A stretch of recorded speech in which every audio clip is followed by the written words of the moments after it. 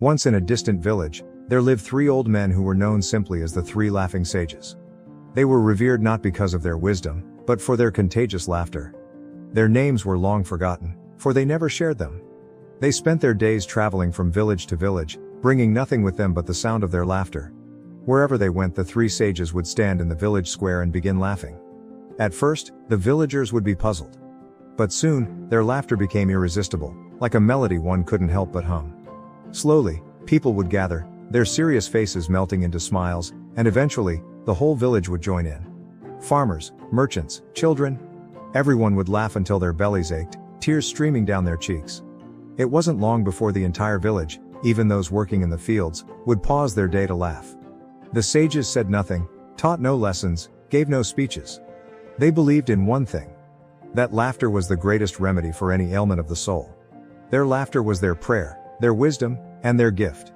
Over time, the laughing sages became legends, traveling all over the land, spreading joy. No village was left untouched by their infectious laughter, and they were cherished by everyone. The people found solace in their presence, as if these men had discovered a cosmic secret, some grand joke that the universe had to offer. Years passed, and their fame grew. However, one day, as they were laughing in a village nestled deep in the northern mountains, something unexpected happened. One of the three sages died. The villagers were stunned. The man who had spread so much joy was now gone, lying still on the ground. Word of the sage's death spread quickly, and soon the whole village gathered, their hearts heavy with sorrow. People began murmuring among themselves, expecting the two remaining sages to mourn their fallen friend. But to everyone's surprise, the two remaining sages didn't cry or look sad at all.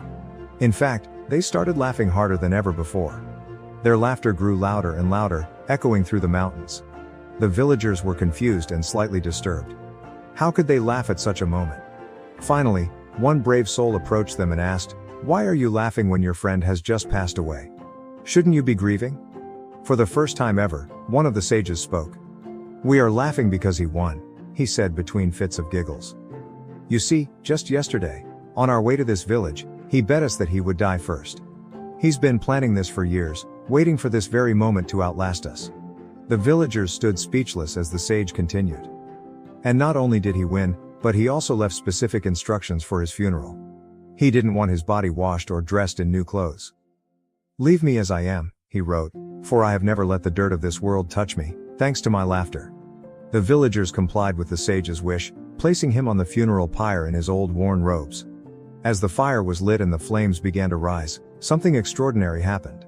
Suddenly, from the sage's robes, fireworks burst into the sky. Colors of every hue filled the air, exploding in every direction. The crowd gasped in awe, but soon, the sight was so absurd, so unexpected, that they too began to laugh. The whole village, from young to old, was laughing once more, just as the laughing sages would have wanted. In that moment, they understood the lesson. Life is unpredictable, filled with moments of joy and sorrow, but laughter can transform even the darkest times. The laughter of the sages reminded everyone that, perhaps, the greatest value in life is not to take it too seriously. So the next time you face a challenge, remember, sometimes, all it takes to overcome it is a good laugh.